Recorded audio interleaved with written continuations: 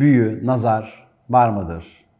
Acaba bunların bir tekniği, bir korunması, bunlardan herhangi bir şekilde kendimizi koruyup önlem almanın bir yolu var mıdır?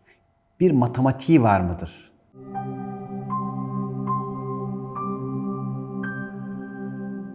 Hayatta neye şahitlik ediyorsak, ne varsa, ne biliyorsak, ne oluyorsa, hangi şey oluş halindeyse her şeyin bir matematiği vardır, bir sistemi vardır ve o oluş mekaniğinin de aslında mutlaka bir anlatımı, tanımı vardır.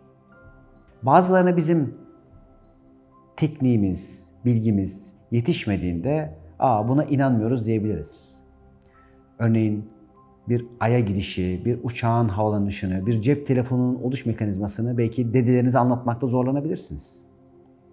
O kadar demir yığını nasıl bir teknikle, mekanikle havada uçuyor diye ona birazcık anlatmakta belki de emek sarf edebilirsiniz.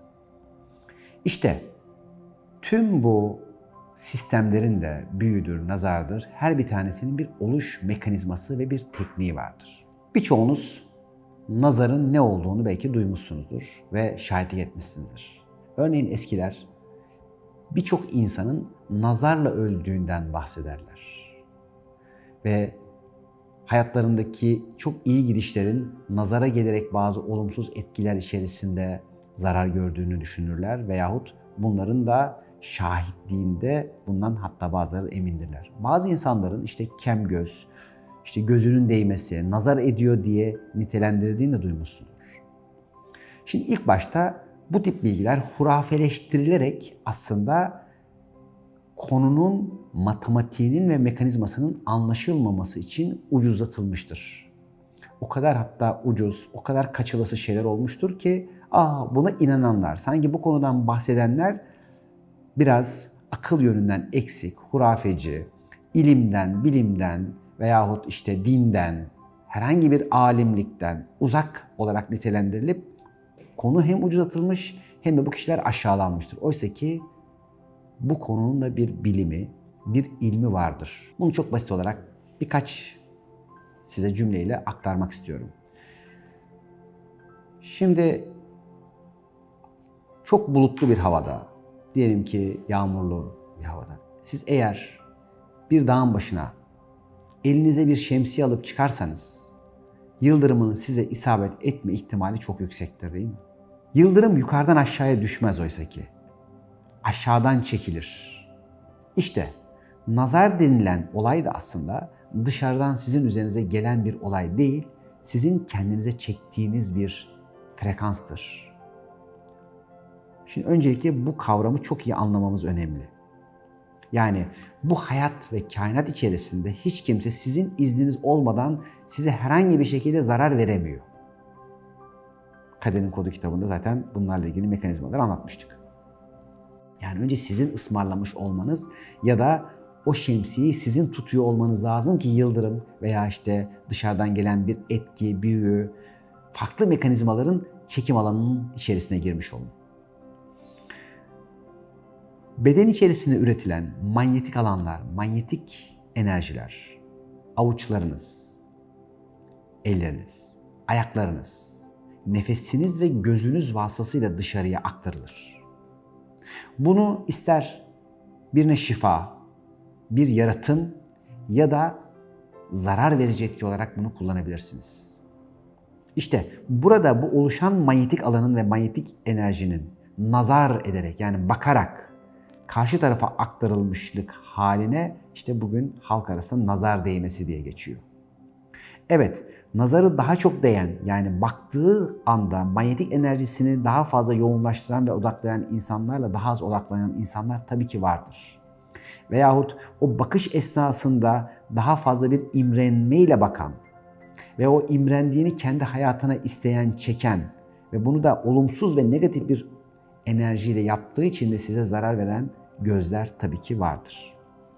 Fakat burada dedik ya, sizin çekim alanında olmanız çok önemlidir. Siz eğer yaşadığınız bir hali, bir eşyayı, yeni aldığınız bir kıyafeti, yeni aldığınız bir arabayı, yeni aldığınız bir evi gereği kadar kendinize layık görmüyorsanız, kendinizi yeteri kadar değerli görmüyorsanız ve bunu başkalarına göstermek istiyorsanız ve bu gösterme enerjisi ve arzusuyla da bir tatmin ya da buradan diyelim ki kendinizi daha değerli hissetmek üzere bir puan kazanmaya çalışıyorsanız işte tam da yıldırımı çektiğiniz yer burasıdır. Yani zenginliği, parayı, maddeyi, eşyayı sindirmiş bir şekilde siz kullanıyorsanız siz aslında nazar çekmiyor. Tam tersine o doğallıkla normal bir ovanın içerisinde, hatta korunaklı bir yerin içerisinde yağmur, şimşekler vesaire çaksa da siz orada korumadasınız. Yani sindirilmiş bir maddi bilgi veyahut maddenin sizin üzerinize verdiği enerjiyi almış, kabul etmişsinizdir.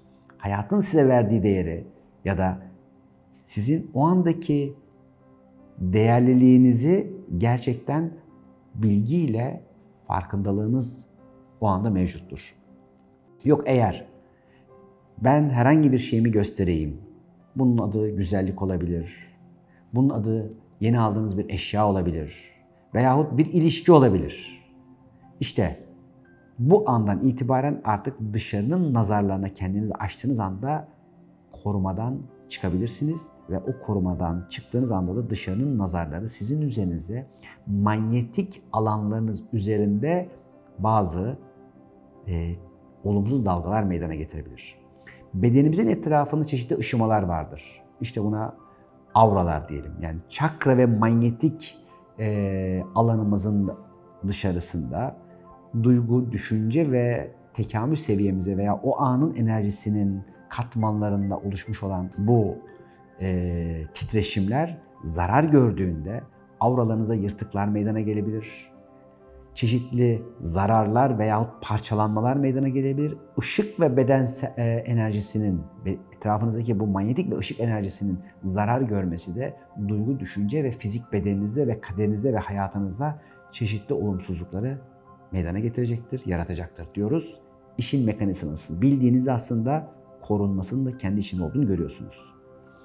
Şimdi büyüyle ilgili ise birçoğunuz belki işte kağıttır, büyüdür, muskadır vesairedir.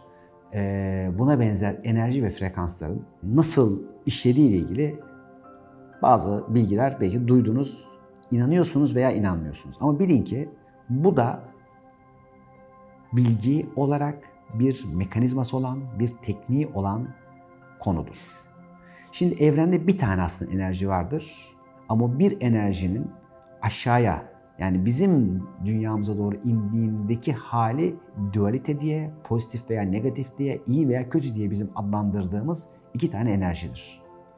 Şimdi bu enerjileri kimisi hayra kullanabilir, kimisi ise hayırsız işlerde kullanabilir. Yani başka insanların veya kendi zararlarına da kullanabilir. Herkes kendi vazifesinde, kendi işinde ve kendi misyonunda yoluna devam edebilir.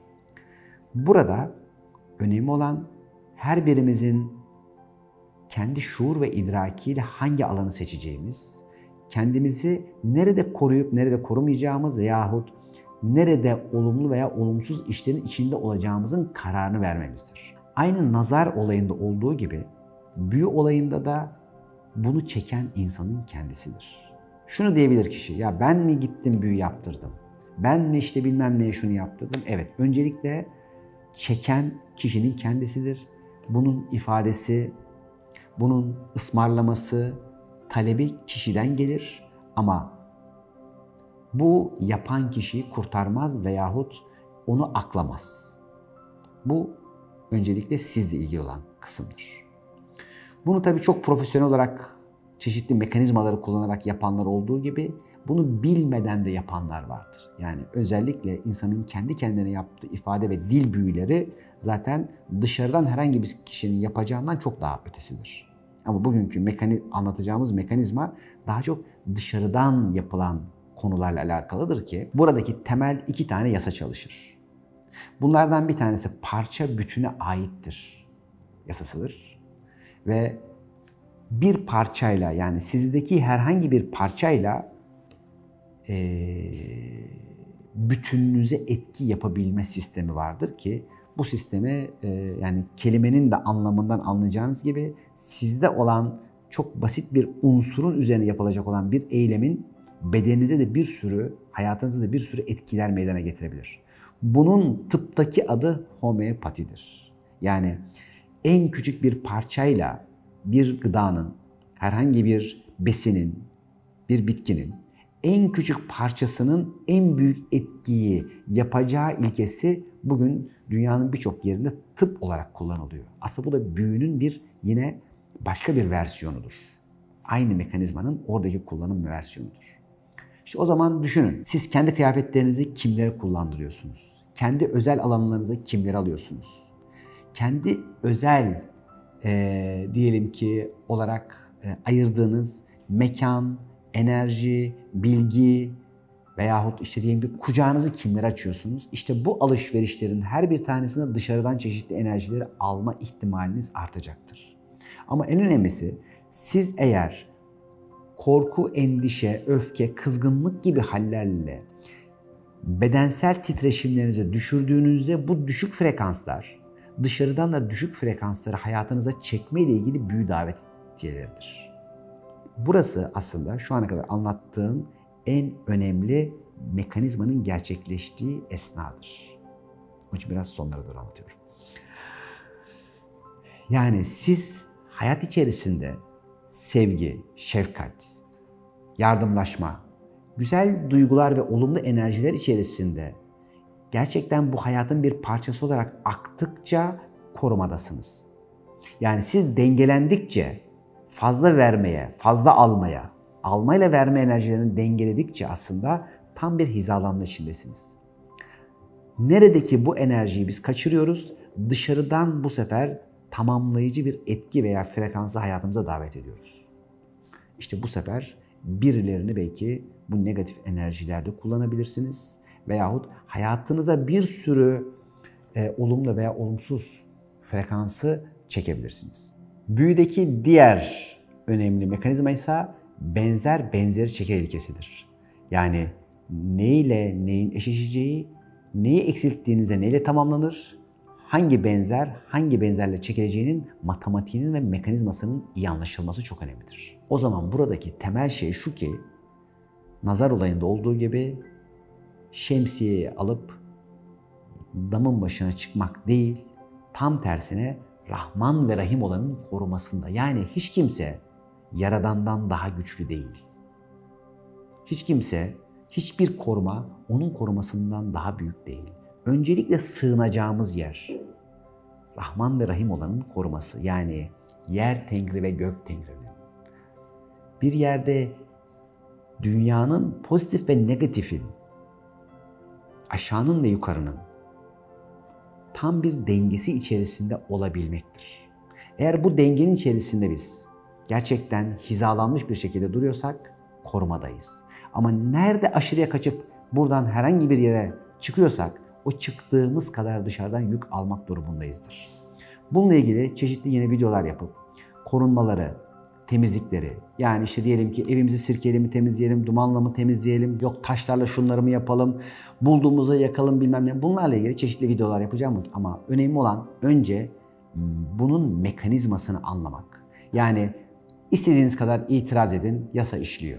İstediğiniz kadar işte hurafe deyin bilmem ne deyin. Evet, bu yasalar işliyor ama bir yerde kendi hayatınızın içerisinde de her şeyin başının siz olduğunu, yani sizden başladığını ve dışarıdaki insanları sadece suçlamak değil, şu şunu yaptı, bu bunu yaptı değil, kendinize dönerek ben nerede bunu hak ettim ve ben şimdi kendime neyi dönüştürerek aslında dışarıda da bu korumayı yapabileceğimin farkına varabilirim. Şimdilik bunlar. Yakında görüşme dileğiyle. Hoşça kalın.